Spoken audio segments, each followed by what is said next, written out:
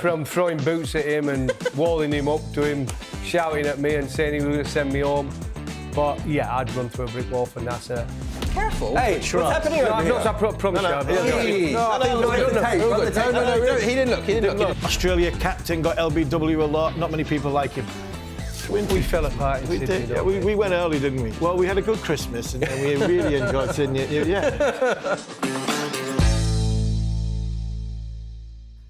Hello and welcome to the fifth and final test of the Quiz for the Urn, brought to you by TalkSport and Grosvenor Casinos. Grosvenor Casinos' 50 years of real casino experience means they're unique in their ability to help players feel the love and passion every time they play. A little bit like us, right, boys, in this studio. It's competitive, but there's still love and there's still passion, right?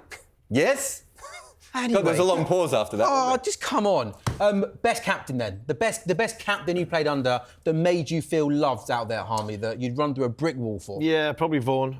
You'd have to say Michael Vaughan. He had the best bowling attack, I think. He had the bowling attack that was probably at their peak. That worked, brilliantly for England. So I would say Michael Vaughan more than anybody else. Gough, you and Nas had a good relationship? Well, it was a love Up and down. Yeah, very up and down, you would Everybody say. had a love-hate relationship. Yeah, from throwing boots at him and walling him up to him, shouting at me and saying he was going to send me home. But yeah, I'd run through a brick wall for NASA. He knew how to get the best out of me. He wound me up, and it just suited my personality. Having someone like him to give me a kick. In what way, Gough? How do you wind you up? Because he knew how to wind me up. He'd say I was rubbish, or he'd say, yeah, you're not having that there, or he'd bowl me 9 overs in a row when he knew I'd Burn your ego a bit as well. Yeah, he knew how to play me, and to be fair to him, he did it really well. And I still call him Skip to this day. Really? Every time I see him, I call him Captain. Or... Who's the best ever Australia captain? Best ever? Border, surely. I think Mark Taylor's the best tactical captain, though, isn't he? Yeah. Mark Taylor was the best to watch, but Border is the guy who makes Australia what they are again. Have you ever seen the footage of him and Craig McDermott on the boundary, where Craig McDermott has a bit of a go at Border, and Border just spends about 2 minutes screaming at him. There's like 5 people in the crowd watching this game, and Border is screaming, "You're going on the next flight home." That's a proper captain, isn't it? When you can really abuse someone for about 2 minutes straight. Wind them up. It was great. I'm going to TalkSport cricketer, all right? Yeah, well, just you. So Just we just me, having to go at you, Samuel. Do you think Ben Stokes almost has that same kind of aura and respect, doesn't he, of this England team? He has the aura and respect. I don't think he goes down, It's not shouter, is he? Down that road. I think the Border one it started from Border, didn't it? And yeah, the Aussie success started from Border. That was He wanted them to be professionals. Ponting was a little bit like Border as well, but Ponting had the cricket intelligence. And Ponting came from a good Mark Taylor side. Mark Taylor came from a good, Alan Border side. Nasser Hussain probably started it where Michael Vaughan benefited, and then Sir Andrew Strauss and captains alike after that. So, yeah, I think it's got to start somewhere. I think from England's start was from Nasser to then being successful. I think from Australia's start was probably Border. Definitely. From being Border, going away from the Rod Marshes, the Jeff Thompsons, Dennis Lillys, to going right. I think it was him and David Boone, Jeff Marsh, that really started that. Yeah. And then there was a level of respect for the game on both sides. So I think a little bit Nasser and Border. Gough hasn't picked Tim Payne yet. He's good mate. Oh yeah, Willie won a comp, didn't he? But I think, like I've always said, we captains, you're only as good as your team. And if your team wins the Ashes, you're going to be down in history as a top captain. And there is also plenty to play for in this studio, right? Because we are in to our 5th Test match, all to play for. England leading 2-1. Who'd have thought? I wouldn't have thought it. Two fast bowlers. I'm going to be honest with you. And we're in Sydney now, mate. My favourite spot. Sydney, MOM at Sydney, no problem. Did you ever hear he got a runs, hat-trick? He got a hat-trick, didn't he? Oh, the hat-trick. You not heard Runs and that wickets. story? Yeah, do you want to go on very quickly? And a fiver. Anything And a else? 5 for Sydney. 94, 5 for and a 50. 99, the hat-trick. Who was the hat-trick ball? Ooh. Stuart McGill. Miller. McGill were number 2. You would have known who the hat-trick ball You're was. involved. I did. I just had told the story for the first a time in million my life. For the first time in my life, I was stuck for words. You were involved in that trick too, in Warren's hat-trick. Melbourne. Yeah. It was Melbourne. And You were the meat and the sandwich, weren't you? Was that the series before?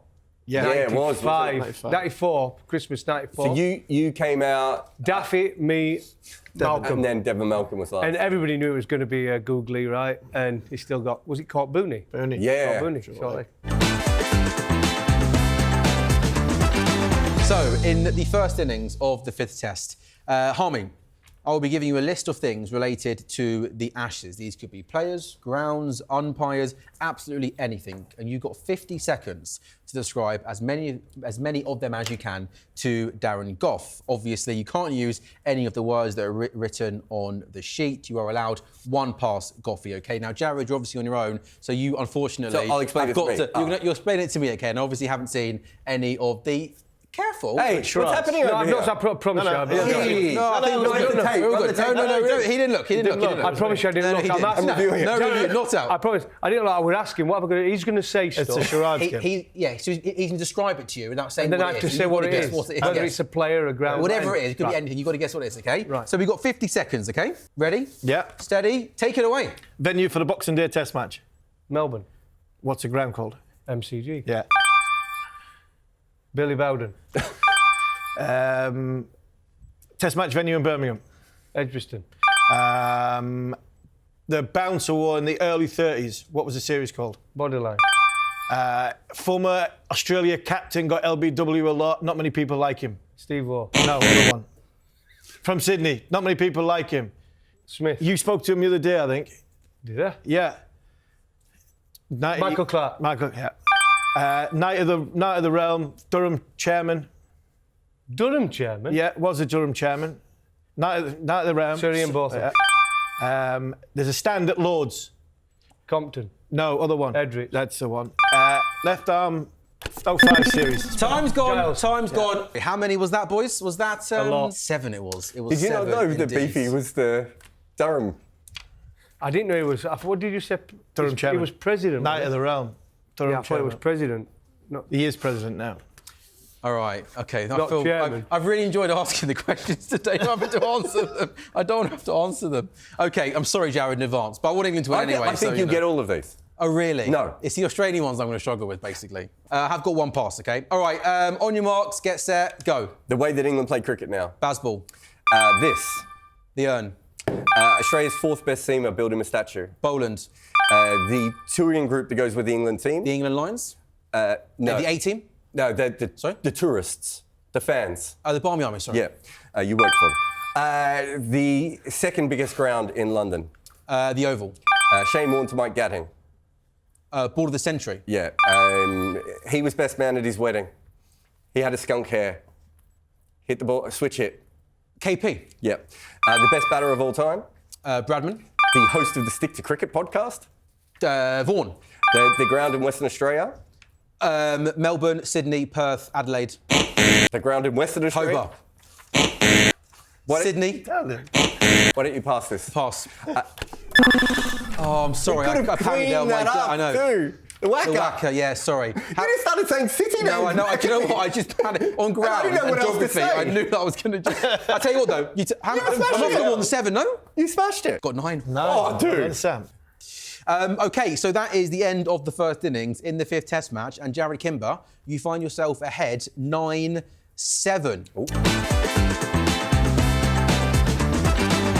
Now, in the second innings, here we go. We just got straight questions, standard questions. But to each group. Coming your way. Bear with me. It's 1 point for a correct answer. As always, I have to take your first answer. If you don't know it, you can pass, but you may as well have a guess.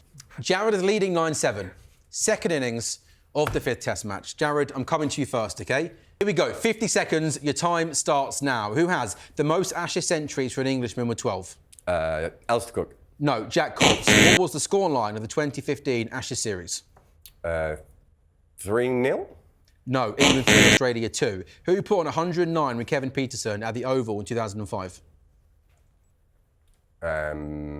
Ashley Giles? Correct.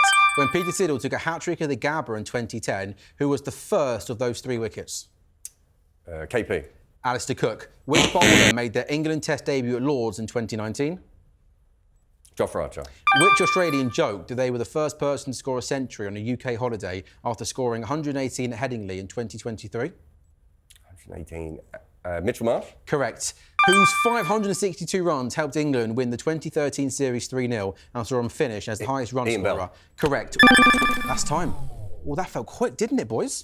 Was it 3-2 in 2015? I thought it was 3-1. I thought 3-1 and then I went with 3-0. Yeah. 3-0 is 2013. They played 2 Ashes back to back, didn't they? 4 correct. So you have 13. The England boys have 7.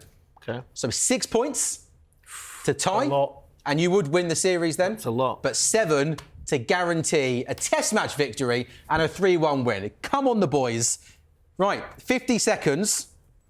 You ready? Yeah. Time starts now. Which batsman was at the non-striker's end when Shane Warne delivered the ball of the century to Mike Gatting in '93? Robin Smith. Wrong, Graham Gooch. In which city did England record their only victory of the 02-03 series? Sydney. Yes. Who was the only post-war England player to have taken 8 Ashes fifles? Post-Ashes. 8 pause what? Both of them. Stuart Broad. In which year did Steve Smith become the first batsman to register 10 successive scores of 50 or more against a single opponent? 19. Yes, correct. Which Australian has hit 16 Ashes half-centuries, but only 3 centuries, including one on Boxing Day in 2017? Pussy. David Warner. At which English ground did England record their only victory of the 1993 Ashes? Edgbaston. No, the Oval. Which Australian missed the Sydney Test in January 2011 with a broken finger? Australia. Steve Waugh. Ricky Ponting. And that is time They up. were hard, them, mate. That is time up. How many did the boys score? Not very many. We had a poor test match, didn't we? Yeah. We've been out on lash. We've been on lash. Yeah. You know we can't We've get been beat. out on the sauce in Melbourne. We had a good Christmas. You only got 2 correct. They So were hard, weren't they? that is a comfortable, convincing victory for Jarrod Kimber I had to eventually be not terrible. in the 5th Test match. And that means, boys, after 5 Test matches, it's England 2, Australia 2. Tech 2-2. We'll take 2-2, yeah. Take 2. Well, the most important thing is, boys, we've had fun. Jarrod, you must be happy claiming that back. I'm happy I didn't lose. And that's, as an Australian, well, it's very rare that we like a draw, but I'm very happy I didn't lose. The big question is, though, who's won the moral Ashes? Oh, the moral. Oh, the moral. I mean, That'd be those two. Because they came in as the underdogs, That's didn't the they? most important. We'd take a draw. 2-2, we're happy. I think we would have come into this series thinking, if we don't get humiliated as 2 fast bowlers against a man who knows everything about Stato. cricket, we'll be happy. But to win we 2 fell Test apart in matches, we Sydney, did. Yeah, don't we went early, didn't we? We went early. Do you think you lack, First 2 Test lack concentration? Well, we had a good Christmas and then we really enjoyed Sydney. Yeah. Story of our careers, isn't it? We needed a captain just to calm us down. We got needed a bit Nasser too Hussain excited. just to bolt us into the... Yeah. No, very good. Well done, Jarrod. Boys, it's been fun. Jarrod, well done. Well Harmy, done, Sam. Well Goughy, we'll take the draw, right? We'll take the draw. Well done, partner. This has been the Quiz for the Urn, brought to you by TalkSport and Grosvenor Casinos. Play with £50 when you register and deposit £20 at grosvenorcasinos.com. Join the home of real casino. Wagering restrictions, max wins and conditions apply. It is 18+. Gamble aware dog.